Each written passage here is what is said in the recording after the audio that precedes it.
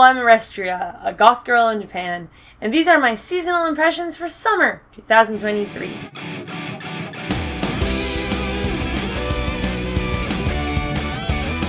And this summer managed to get me in the mood for Halloween. As if I need any help. It also surprised me, showed me that Truck-kun is out, Karoshi is in, and offer up a bunch of tasty leftovers. Just be porn! 実は俺最強でした. I'm gonna be upfront here. This is not really the kind of thing that usually gets my Just Be Porn rating. But there was a scene so egregious that it had me bring back brain bleach memes. And that scene is just 100% someone's fetish. I thought this show was promising at first. It's in isekai and our main character is a baby, at least in as much of the show as I was able to watch. He gets thrown out of his family because they don't recognize his ability, and he manages to survive with creative uses of his barrier skill that frankly make it overpowered really quickly. And I've never slid from this is better than I was expecting to hard no, oh my god, make it stop so fast. How fast? Faster than I could say if he sucks on this wolf tit, I'm out. And we start, as always, with the nope category. Shows I think are not worth your time. Uchi no Kaisha no Chisai Senpai. Somehow this is the second rom-com I've seen about a very short woman working in an office. I think I didn't finish the first episode of either one of these. I want more romance shows with adults. I swear I do. The animation and designs are not doing much for me. The main woman just seems awkwardly drawn. She's really stacked and it doesn't seem consistent with the rest of her body. When she crouches, it looks like her lower body and upper body do not match. The dynamic here is cringy. He thinks about how wifely she is. He's constantly fetishizing her little hands. And he imagined her receiving a lot of pleasure from him giving her a massage. There's just a lot of fantasizing and moaning from simple touches coming from him. And she seems kind of innocent or naive, maybe even childish, which just makes it all really uncomfortable. Can I put something that has no explicit material in my Just Be Porn category? AI no Edenshi. We're in a sci-fi future, and there are these humanoids. Aside from their pupils, they look like regular humans, and they live just like people too. They have families. Because they're created, not born, it's actually possible to make backups of their memories. But, for some reason, this is illegal. Even though that seems like it would be a major selling point. Maybe they explain the why of this better later on, but in this episode it felt like the point of this was just to set them up for really obvious discussions of memory. Sci-fi is a great venue for discussing identity and memory, but this was just really ham-fisted, like laying it on super thick. The character this episode is focused on is a woman humanoid. She illegally backed up her memories, and because they had to do it through criminal means, she got exposed to a virus that's going to kill her. No problem, they just need to reinstall her memory backup. They get our main character, a doctor willing to do this illegal procedure to help her. And he warns her she'll forget the last week of memories. And they treat this like a huge problem. Not that anything particularly special happened that week, it's just been a normal week of life. But if they're so against the idea of losing memories, why were they interested in making a backup anyway? They were so willing to make a backup, they were willing to break the law to actively pursue it. And somehow their solution is even worse. She doesn't want to lose the memories, so they cancel the operation. The virus fully takes over her mind. And then they do the backup, meaning she loses the memory of that 1 week and the extra time she delayed. It's so half-baked. It can't even successfully make its own point. And there are so many great shows out there that already cover these concepts of identity and memory way, way better. Yume miru danshi wa genjitsu shugisha. This is a romantic comedy set in high school, so it's already starting in a hole, and it doesn't look that great either. The first shot has some very active music, which calls attention to the fact that it's a still image pan. And the second shot features an eyeless guy. The eyeless guy shot has a still image pan with some background characters shuffling around while two characters talk. Are the characters talking on screen? I don't think so. No one's mouth is moving. And the plot appears to be that he was such a creeper that now that he's not doing it anymore, it's actually making him more attractive to women. Like, now that he's not throwing his attention towards the main girl, she's like, but how can I get him to pay attention to me? It's like an MRA incel wrote this. Ayaka. Our main character grew up on an island, and after a tragedy, he gets sent away to live on his own. His village eventually sends the most annoying, useless asshole to bring him back. I spent most of the episode waiting for them to explain why sending him away made any sense, especially since they knew that he had powers that could hurt people since he wasn't trained, which is exactly what happened. The answer is because the dead village chief said so, which means the answer is because that's how the author wanted the plot to go and they didn't have an actual good reason behind it. That's the level of writing and premise construction we have here. Actually, it's a little worse. We get the green-haired guy being like, why are you putting up a wall between yourself and other people? Because this show is painfully unsubtle. We get people playing the I could explain but I won't game. They're literally behaving like the antagonists of a better show later on this list, except on this show they're supposed to be good. This show is a waste of time. Okashi na tensei. So this is the second time I've seen an isekai where the main character is so concerned about farming that no matter what happens, that's where their mind goes. At least here it's a character quirk and not the entire plot and gag of the show. This is also not the first isekai I've seen where a doting mother tries to dress her son up in a dress. If he wants to wear the dress, cool. Forcing him to wear the dress, not cool.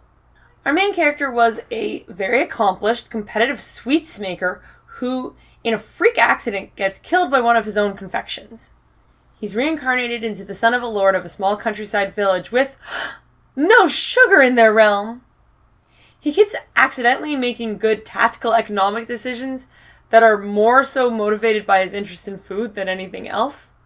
I kind of thought this would be a more comfy slice of life thing that would make a good dinner show, but the first arc of the show is them they find out that a large group of bandits are coming towards their territory and they need to figure out how to protect themselves and the other nearby villages. And that would be fine. But then the main character gets a bonkers OP ability, replication. It doesn't just replicate things, it can replicate wounds on other people, or even replicate other people's magic, which basically just means he can do anything. And the battles had negative amounts of animation. I totally lost interest.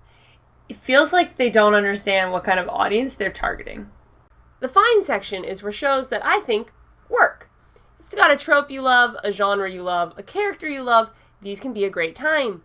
But if it's not your thing, they may not be worth it. Sugi neko ga megane o wasureta. Another high school rom-com, another uphill battle. A boring bland boy sits next to a super cute girl at school. He enjoys sitting beside her, but hasn't really worked up anything wild like the courage to talk to her. Until one day she comes to school without her glasses. He finds her squinting face super cute, and she needs help because she's blind as hell. Blind enough that how can she forget her glasses is a serious question. There's definitely a charm to this show, and it did get one good belly laugh out of me, so that's not nothing. But choices were made with the direction here. This adaptation was made by the infamous Gohan studio, and it's actually possible to get motion sickness during some of the scenes in the hallway. I think this manga is probably fine, and this anime adaptation is not worth watching. Also, to speak more generally, I wonder how much of my problem with this kind of romance show with the great girl and the bland main guy is how one-sided it always feels. Not in the sense that only one person is interested, but that we only even see one person's feelings. By only seeing the guy's feelings, it feels like it's buying into the idea that women are mysterious and incomprehensible. Level 1 dakedo unique skill de saikyo desu. Is Karoshi, also known as Death by Overwork, the new truck-gun? Our main character is isekai'd into an unusual new world, one where literally everything comes from monster drops. You can't grow a carrot. You kill a monster, it drops a carrot. How big the carrot is or how many you get depends on your drop skill, And to farm better items, you need to be strong enough to go into deeper levels of the dungeon. And as you can tell by drops being a thing, yes, we're in a fantasy world with full video game logic for no reason. At least there's no magic school. Our main character is level 1, with a maximum level of 1, meaning he's doomed to always be weak. A real shame, since the one skill he does get is that he has the best possible luck when it comes to drops. And then a strange new dungeon opens up, and everyone who tries to farm there, they don't get any drops. He goes, and it turns out the monsters only have ultra rare drops, which he gets guaranteed every time. And the drops are stat improving items, allowing him to get more powerful without ever leveling up, thus removing half of the premise from mattering, because he's not going to be held back by that limitation that they gave him. They could have just made him OP from the start if this is where they were going. Oh, also this is a harem? Editing Orestria here. It wasn't until I was looking at the footage of this show while editing it that I remembered exactly how fucking waifu'd they made the main girl. Within the first episode, she's cohabitating with this guy and has given up on dungeoning in order to stay home and clean his house and make dinner for him. The entire ED is just like her doing domestic shit. Ugh, Japan. Ugh. Not even a bunny girl can keep me going with this weak a premise. Liar, liar. Where do I start with this hot mess of a show? We go to Academy Island, whose name I can't make fun of because that's actually a really accurate translation of the Japanese. On this island, there are a bunch of schools, and the students compete in games using their phones, and when they win, they collect stars. And for the schools, if one of their students has collected a lot of stars, it's definitely bragging rights. The first game they show us, the way they introduce us to the concept of the show, is a blank face contest. Are you not entertained? Our main character wins said game by accident because he sucks. Yeah, it's not a show about a smart guy controlling everything. It's a doofus lucking his way into all of the wish fulfillment possibilities. Some of the stars have special properties, and our main character steals a special star that lets you lie? I don't know by what mechanism he got to steal the special star and not one of the normal stars. He uses his lie to lie that he has the most stars of anyone, and he gets all of the rewards that come with that rank. Because of course having more stars makes you higher ranked, which, by the by, gives you more special abilities, making it easier to win, making the whole system stupid. So anyways, the main guy gets a mansion and a failed attempt to rip off Rem, and there's this company helping him out because being top ranked, people are going to keep challenging him, but he actually sucks, but the school needs him to maintain his status. And so this company helps him by hacking. So there goes any hope I had that he was going to succeed by finding clever loopholes or whatever. And how do they hack the games? I don't know. They literally don't even show the first match where they hack for him. The best thing I can say about this show is that it's probably a pretty fun hate watch. Rise no Atelier. Tokoyami no Joou to Himitsu no Kakurega. Our main characters are some kids on an island. And wow, does Ryza look like she comes from a different country than her parents. Just based on the character designs. That could be the same as the game, I don't know. I have not played the game. What I got from this show was that maybe the flow of this game does not translate well in this adaptation. The first episode was double length, presumably to help them get to the action, but it just felt really, really slow. I wrote very few notes for something so long because it just felt like nothing was happening, despite Ryza running everywhere. I want to leave the island and go on an adventure. We shouldn't, but could we? But we shouldn't. Oh, now we can. Should we? Let's go! Whatever, I'm bored. Next. Level 1 Mao to One Room Yusha. No, I haven't gotten confused. This is the second show on the list this season whose title starts with level 1. We have a hero and Demon King storyline. In this rendition, the hero defeated the Demon King, and then he got really bad press in the tabloids, and he ends up living as a slob in a cheap apartment. The Demon King is reborn as a little girl, discovers the hero and his situation, gets kind of offended at this turn of events, and decides to take care of him. This is a comedy, and it did not make me laugh. Now, just because it doesn't work for me doesn't mean it won't work for you, so if you feel interested, you can check it out. if you're not bothered by utterly pointless ecchi shots. If you don't watch my goofy videos where I prejudge the season based on their posters, this makes me think like it's gonna be some kind of sci-fi mystery box thing, and possibly involving babies, and I hate babies. You might not be aware that I do have rules about what shows I watch, and one genre I don't typically watch is idol stuff. As such, I'm not very familiar with Love Live, and I usually wouldn't have watched a show like this, but since it had aspects of being in a fantasy world, I decided to check it out. Genjutsu no Yohane, Sunshine in the Mirror.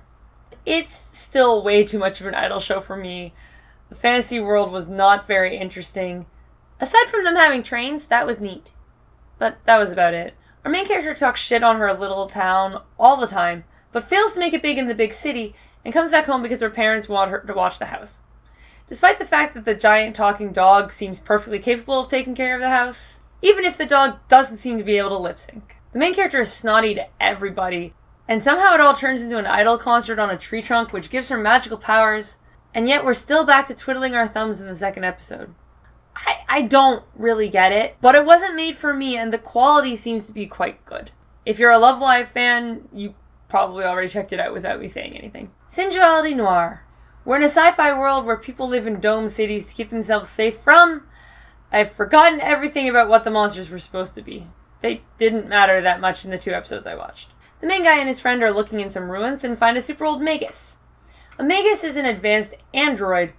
They look just like people, but they serve them as masters, and they're used to help pilot mobile suits, which are called coffins, which is a pretty bleak name for a mobile suit for a show that has been pretty colorful and light from what I saw. And of course, the Magus he mysteriously finds in the ruins ends up being way more powerful than all the current models and has amnesia. By the way, for some reason all the girl Maguses get dressed in like fetish wear, but the guys are in butler outfits. That said, some of the human girls are wearing underwear with jackets as outfits, so... In my tweet, I mentioned that I felt the first episode was flashy but lacking meat, and yeah. I actually didn't remember this existed from the list of show names, and my notes were almost entirely nitpicks, so that didn't help. This is the definition of fine. It probably looks better than average, but the plot is beat for beat pretty standard. Oku. So a world where a disease has wiped out 90% of men in Japan, but it's like Edo period, so it's alt history with the shogunate being taken over by women. The first episode is about a new shogun coming in, finding the current system really stupid, making positive change, and then investigating the history because it feels like something is off. And instead of continuing to watch her dismantle things, discover the past, and maybe pay off the implication that the disease seems to have only struck Japan so far, instead, the show goes all the way back to the past, and we get to watch a bunch of shitty people do shitty things to set up the shitty system. If you've seen a lot of my videos, you know that I hate when they start in medias res for a cold open and then spend the whole episode going back to the point. This is like a supersized version of it. The entire hour-long first episode is where the rest of the series is going to spend its time getting back to. They made the whole hour-long first episode a framing device, which introduces an awesome new shogun, and then she's basically not involved in anything else. The first episode was also not a good representation of the vibe of the show, because it was relatively light, with no one being raped or killed, and the rest of the show is kind of just that. I really liked the first episode, so I felt very disappointed. Would I have liked it if it just started with the second episode and didn't fake me out? I still don't think I would, but I definitely wouldn't be this annoyed. That said, historical drama, alt history drama like this, it's not my genre, but we don't get to see it a lot. So if this subject matter is more interesting to you, it has definite potential. Shiro Seijo to Kuro Bokushi. Oh, anime, where a pseudo-Christian coded saint wears a miniskirt and thigh highs. I fucking hate anime. Like, yeah, it's a fantasy world, so they could have different standards. But she has her hair modestly covered, and all the other women in the village have long skirts. This show is cute, but it's just cute. It's so slow. I was watching it at increased speed, and not noticing it at all from their dialogue. It just felt natural. If it wasn't so slow, I probably would have watched a lot more just because it's a rom-com about people who aren't in high school, but oh well. I didn't write anything about the plot there. She's a saint in a small town, and there's a priest who helps watch over the church and watch over her, and she has a huge crush on him. And he presumably likes her too, but that's just kind of not a thing you talk about, even though she's really fucking obvious. Heiyu Kyoshitsu. I went on a roller coaster ride with this one. Our main character goes to a school for heroes, that being the imaginative name of the show. The thing here is that our main character actually was the previous hero, and he has lost most of his hero powers, which is why he's back at the school. He's still the most OP person around, because can't have the main character be mediocre. But still. As I was about to give up on it, something interesting happened. We found out the backstory of the main girl, and he ends up saving her in a scene that was way more epic than I was expecting for the first episode. I felt really excited for the next one. I don't remember much of the story of the second girl, but at least Temple was being ecchi to be ecchi. This show's just putting in ecchi shots, because it feels like that's what anime does. So there I was, on the fence about this anime, and that's when they added an annoying bratty lolly, at which point it feels like the whole concept of the show changed. Like, just change the title to, I became a dad to a dragon lolly. In one sense, the fact that the show keeps shifting gears is interesting, but the variance is too much. There are plot lines that I really liked, and ones I really hated. Seijan Muso salaryman isekai de iki no koru tame ni ayumu michi. Our main character is a salaryman, also known as a businessman, and when he dies, he gets isekai'd. He chooses to have healing powers, and lucks out since he spawns right outside of town with the head Healers Guild. Healers are highly valued since we're in a world with monsters and adventurers, and keeping said adventurers alive is obviously good. Unfortunately, most healers here have become rather corrupt, using their rare resource of a skill to demand high fees. Not our main character, though. He wants to help everybody. But he needs to learn how to use his powers first. So he joins the Healers Guild and trains his healing powers. Then he decides he needs some basic adventuring skills, so he joins the Adventurers Guild and starts training. I watched 3 episodes of the show and saw nothing but this guy training. The main character's kind. There are catboys and bunny girls, but there's like negative amounts of plot happening, and the animation is really subpar. Yeah, and you heard me, I watched 3 episodes. My isekai expectation bar is so low it's in the dirt. I was trying to watch this as a dinner show, but it wore out my patience. Dekiru neko wa kyou mo yutsu. This show is about a woman and her cat. The woman is a businesswoman who is very competent at work, and maybe has a crush on her boss, and maybe he likes her too? But she's a disaster slob at home. Can't cook, can't clean. Luckily, she adopted a cat she found on the street, and this cat, somehow, gets human-sized and learns to do all the housework. This show is also by Go Hands, so I don't find the experience of literally looking at it super pleasant, but it didn't give me motion sickness. I can't even figure out if the giant house cat is meant to be weird or normal in this world. Some people are like, what the fuck? And some people are just like, oh, the cat's here again. Some people assume they're a weirdo in a costume who's otherwise so polite that people don't bother him, which is very Japanese. In the second episode, they start letting the cat talk. Let us hear his thoughts. I did not like this. It really ruined the vibe for me somehow. To me, there was way more comedy in reading the cat's expressions than actually hearing his thoughts.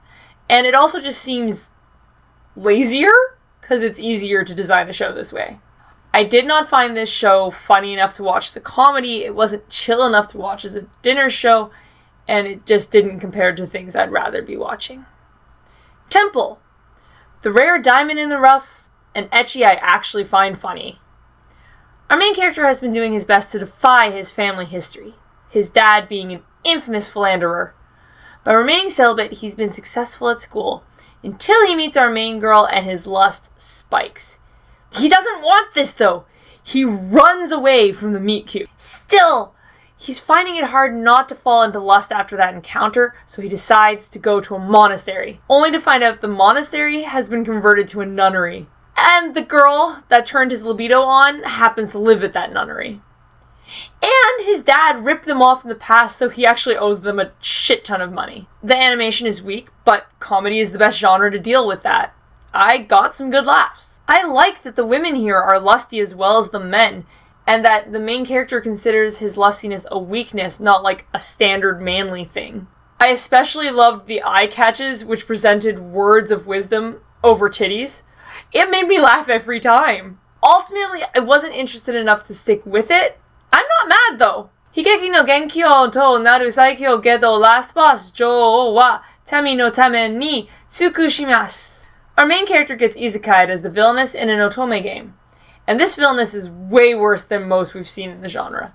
Like, this bitch was actually torturing people for fun while destroying the country. Now our main character goes into the child version of this character, so they haven't done anything horrific yet, but the servants are already fucking terrified of this 8-year-old girl. Like, they flinch every time she moves. It's amazing. So, as is typical in this genre, she sets about changing herself into a nice person, winning over the important characters from the game, but she just will not stop beating herself up over the stuff the other her did in the future. Based on nothing as far as I'm aware, she seems to believe the other personality will come back, so she makes everyone promise to kill her if she starts acting evil. This is also a world where people have special abilities, including things like teleportation, healing, age manipulation. Our main girl doesn't actually have an ability, although people think she has precognition due to her game knowledge. Well, that in the show seems to think that perfect recall turns you into John Wick. The show is fine. If I stopped in the middle, I wouldn't have missed it. It has a wet fart of a non-ending due to bad pacing. The last episode of this season was filler. Helk. In a world where the Demon King has been killed by a hero, the demon world is holding a tournament to determine the new Demon King. But a human hero has joined the tournament saying he wants to destroy all humans. One of the demon lords, Vermilion, is trying to determine whether he's serious or a threat to all demonkind. And hijinks ensue? I don't vibe with this show for reasons I don't entirely understand. It just feels like it's futzing around wasting time, but it's also going somewhere. I think it's supposed to be funnier than I experienced it, and it just gives me this feeling of false lightheartedness. I didn't even specifically dropped it, I just kept skipping over it for other things until I realized I'm not interested. Horimiya Peace. This is a high school romance, but one with enough charming characters, nice animation, and funny comedy to keep me watching through 2 seasons. The main characters are Miyamura, who is hiding his piercings and tattoos from the school, and Hori, who finds out about them, finds them hot, and starts dating him. He's a pretty chill guy, she's a kind of aggro girl, and weirdly part of how pleasant their relationship is Miyamura hanging out at her house all the time, having been virtually adopted by her family. That said, I think Horimiya's anime adaptation as a whole is a tragedy. I remember the first 3 episodes of the first season I was wrapped, and then I started getting confused because it felt like things were going really fast and there were a lot of characters just appearing. I now understand why. The first season was basically all the important plot points, and now this season is all of the character moments that they cut out to make sure they could get the plot in. Turns out both all plot no fluff and all fluff no plot are not the most successful strategies. It's still watchable because the characters are so charming, but someone needs to make a watch order to shuffle this back into the main story to make it feel whole. Chido hanbaeki ni umare kawata ore wa meikyu o samayo. I'm pleased to report that the vending machine isekai is actually funny. Intentionally so. In Japanese, otaku doesn't mean anime nerd, but rather someone who has an intense level of nerdiness for a specific thing. It's more like the English geek. For example, there are a lot of train otaku in Japan. I bring this up because our main character is a vending machine otaku. He's riding his motorcycle behind a truck carrying a vending machine, and in an ironic freak accident, he is killed by said vending machine. So when he wakes up in a swords and sorcery fantasy world, it's as a vending machine. He gets points from accepting coins, and then he can use these points for things like restocking and buying abilities. One of the first abilities he gets is the ability to transform into other kinds of vending machines, and being a vending machine geek, he knows every weird and rare vending machine type. And yes, impossibly, this becomes a combat ability. Our main girl has the Blessing of Strength, which means she can cart him around on her back effortlessly. This is the isekai for people who are I like isekai, I want something that will surprise me, but not too much. I want the comfort of knowing the main character will be safe because they're quite strong, but I still want to wonder, how will they get out of this? And I don't really want any romance or harem shenanigans. This show also has more of the modern day conveniences in a fantasy world thing that keeps cropping up in other shows but not going as far as I'd like. Also, the next time on part at the end of the show made me laugh every time. ありがとうございました。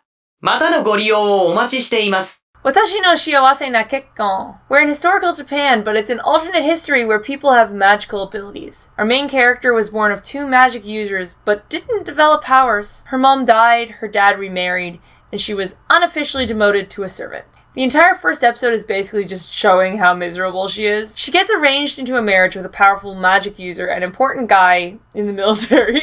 Apparently, all of his other fiancés have run away, but these 2 get on pretty well, even though he has to really fight through her trauma. There's political intrigue, spiritual stuff, magic stuff, but it's mostly in the background, and more of the focus is on the interpersonal drama. They aren't separate, though. The supernatural stuff does have a serious impact on the relationship, too. I would not identify the things this show is doing as things I'm super into, and yet it kind of held me hostage. I was constantly gripped. It's not a magic school, high school isekai, so if you want something different, Sugar Apple Fairy Tale Season 2. I'll start by saying I like this show because I think everything I'm about to say is going to sound like I don't. I've also talked about the show previously, so I'm going to try to be brief. This show is about a romance between a human woman and a fairy, in a world where fairies are enslaved by humanity. Our main girl, Anne, is also a sugar apple artisan. Sugar apple art is the only thing fairies can eat. Although they don't need it to live, it does help recover their strength and can even heal their injuries. The show also has a billion hot foppy boys, but it's not a reverse harem because it's quite squarely a romance between Anne and Shao. While I love it, the reason I don't recommend it is... tonal mess, tonal mess. Everything will work out if we try hard. But there's also a murder fairy who took someone's eye and just beheaded someone. La la la, let's kiss. Slavery is bad, mmkay.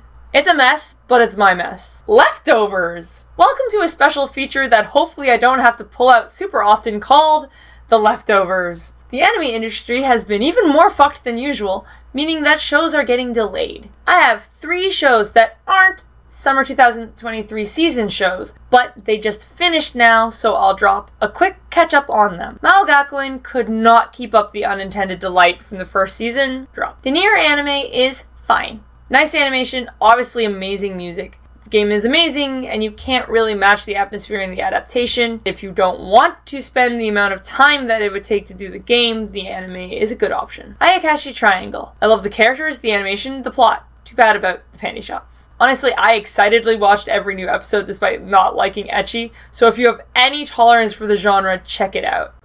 And finally, the recommended category. If you have limited anime watching time, these are the shows that I think are worth checking out. Undead Girl Murder Farce. How wild is it that this show wasn't as good as I had hoped, and I'm still putting it in the recommended tier. This show is set in the Victorian era. We're following a trio from Japan. A half-oni performer who had a career as a monster killer, a human maid who is still strong enough to kick monster ass, and an immortal woman's head. Luckily for Aya, she's an intellect on par with the likes of Sherlock, and she uses her expertise to help people out with cases involving supernatural beings. The main trio are charming. Aya and Tsubasa both crack jokes about Aya's lack of a body, which has the exact same vibe as old friends ribbing each other. And, the maid is lesbian for Aya, right? It's not just me? I expected it to be more action-heavy than it was from the first episode. Although when the fights happen, they are awesome. More of the episodes are these investigations. And give the show its credit, it makes sure all the clues used in Aya's deductions are visible to the audience, so you can try to put the cases together yourself. What's holding the show back for me is that sometimes the pacing during the investigations feels slow, especially when I know that there's an awesome fight coming around the corner and I want the show to get there. The show also experiments with its animation and direction, which sometimes it works and sometimes it's less successful, though points for experimenting. Basically, this show is like anime League of Extraordinary Gentlemen, and when it's good, it's great. Nanatsu no Maken ga Shihai Suru.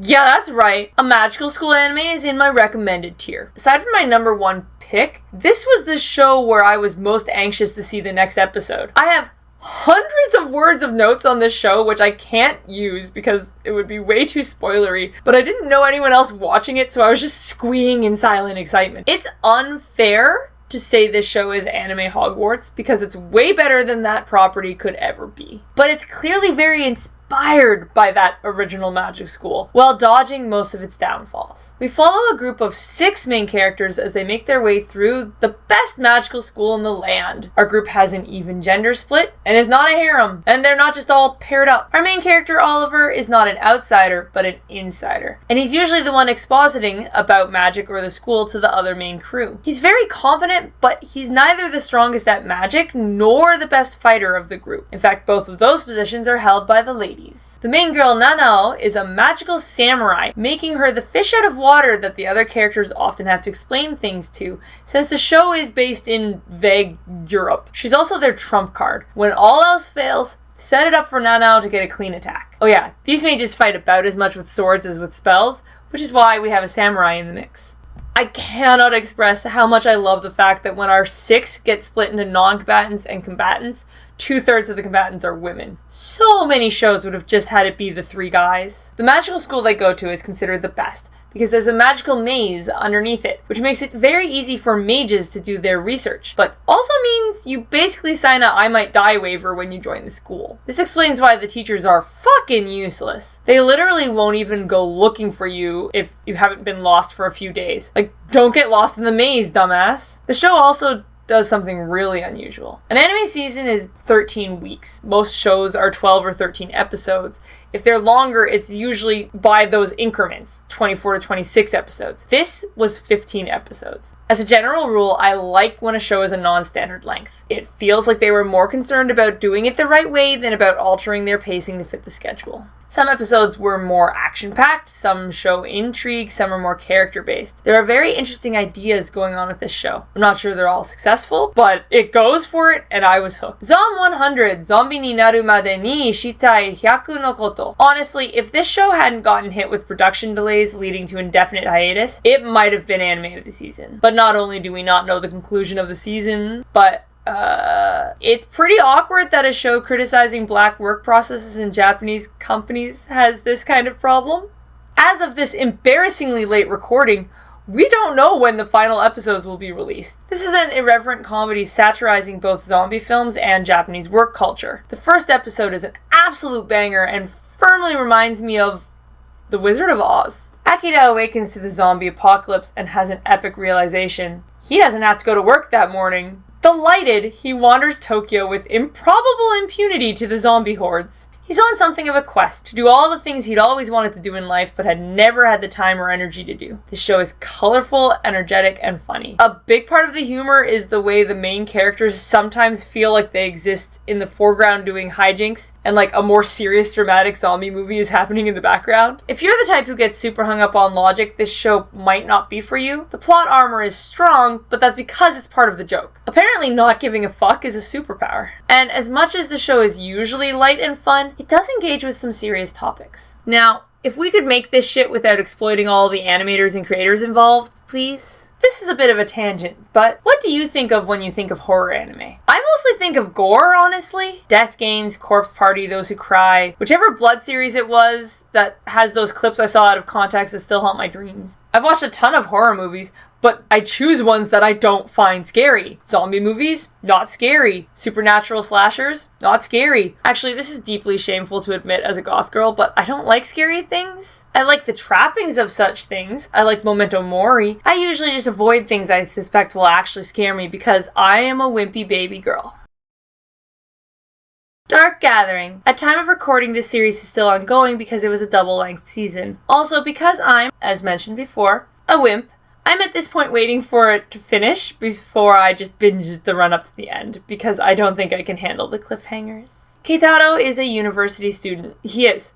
I know he looks 12. He also has the ability to see ghosts, and they really, really like him. Looking for work, he ends up becoming the tutor for his childhood friend's cousin. The cousin is a child with skulls in her eyes. See, she was orphaned when a supernatural entity caused a car accident, and she's not gonna stand for that shit. She's got a plan to fight back. There's a story I've heard before in a couple of anime, where you put a bunch of horrible poisonous bugs in a jar and let them fight it out, and the victor will be more horrible and powerful from the experience. And Yayoi is doing that, but with ghosts. So our trio seek out the most haunted places they can find, engaging with the legends about the location they find on the internet, and then engaging and capturing the ghost with the intentions of building a spirit army. Yayoi has also developed a system where they can use the spirits to protect themselves from attacks from other ghosts, giving them some serious plot armor. And I know what you're thinking. How can this shit be scary if the characters have plot armor? Here's the thing. In a lot of horror movies, the ghosts can't do anything too serious until the end of the film. Basically just doing jump scares for like the first hour of the film because you don't have a film if all the characters get murdered in the first 20 minutes. This anime will basically show the full experience of the ghost doing whatever horrific murder plan it has. Our characters are constantly suffering fatal maulings in every way except for the physical damage. The show can do this multiple times in a 20-minute episode. Also later on, the plot armor does start to get removed from them, ratcheting up the tension. This show has so many content warnings, obviously. Suicide, murder, possession. It's horror. I'm not going to claim to have seen every lauded horror anime or anything, but of the horror anime I've watched, I can't think of any other that actually scares me. Niehime to Kemono no O. I talked about this last time because it was a double-length release. Beasts and humans were previously at war. Beast won, and as part of the terms, the humans must give the Beast King a sacrifice every year. Sadafi is one such sacrifice, but she discovers the Beast King's secret, and the two of them quickly form a bond of trust that develops into love. And because of their love, they take on the insane task of trying to heal the tensions between beastkind and humanity. Particularly difficult since the beastkin aren't even a unified group, really. There's a long history of racism between the different species of beastkin. It's got character stories, drama, the occasional fight. It's about politics. I mean, if you can't tolerate love conquers all under any circumstances, then it won't be for you. But I find it really refreshing to have the main character be a girl who can change the world without magic powers, just through sympathy, understanding, and genuinely loving everyone for their differences. Best boy. Kuro-san from Watashi no Shiawase wa Kekkon desu. He's really trying his best to understand his fiance's trauma and support her. He doesn't really know how to handle her reactions, but he won't give up on her. King Leo from Niehime. He has a strong facade, which he has to show to the world because that's the best way to maintain his throne and try to bring the fractured beastkin together under his rule. He hides his struggles, his fragile side that's hidden by this thick hide from everyone except Sadafi. And, spoilers, but unlike when Disney's Beast turns into Prince Adam, we are not disappointed when we see Leo's human form. But my best boy of the season is... Welcome back to the best boy rankings, Shal. Yeah, so I have a type. It's bizarre to me how many het romance anime have the mask side of the couple be a bland-looking audience insert. Not my boy Shal. He's a fucking asshole, and that's part of the charm. The other part is the way he genuinely supports Anne. He doesn't tell her what to do. He'll listen to her concerns and support her in whichever way she chooses. And he will kick some ass if he has to. Best girl. Lumi from Mokashi na Tensei. This show sucks, but Lumi was my favorite part. Stick it to the boys, queen. Nanao from Nanatsu. Nanao might be young, but she has seen some shit. And she brings a hardened wisdom to a lot of situations. But she's not dour. She's full of life, throwing herself into new experiences with joy. Which is good because she grew up as a samurai in Japan and now she's going to magic school in Europe? The show hints at some romance between her and the main guy, and it really says something about the show that I am into the idea. But my best girl of the season is Sadafi from Niehime. It really shouldn't be a surprise that the main couple from the romance show that I put as number one in my seasonal rankings has both of the main characters in the best character categories. Like, come on. The whole anime revolves around Sadafi, and the way her simple openness and love changes everything and everyone around her. If you couldn't understand why everyone in the show likes her, the whole conceit of the show would fall apart. She's determined with a heart of gold. She's willing to make hard choices, but always in the service of making things better for everyone. She will not take the easy way out if it involves hurting someone. Good. Now it's time for the trans non-binary highlight. I think this is the first time I've had to put a concept in this category. In Nanatsu no Maken, there exists a type of person known as a reversee. A reversee swaps sex sometimes, and it's generally considered a blessing or a gift. We find out that one of our main characters is a reversee at the same time he first finds out about his own status as such. The main character goes with him as he discovers a meeting of reversee and other people with some kind of sex-based magic traits in a secret queer space. Does the show tell us more about this world where there exists a somewhat recognized group of people whose body literally changes sex sometimes, and the implications of this? What accommodations exist? Our character here seems to identify as a boy. Is that common among reversey to identify as one or the other? How does this affect the world at large and other people's opinion of trans non-binary people? Of course the anime doesn't bring any of this up. But it sure does get my mind flowing. Annoyingly, the reversey thing seems to disappear from any episode where it isn't plot important, which I was very annoyed by. And that's it for my seasonal impressions of summer 2023. And fall 2023 is an absolute behemoth. At time of recording, Dark Gathering is like number 7 in my recommended list for fall. Good lord. Bye-bye.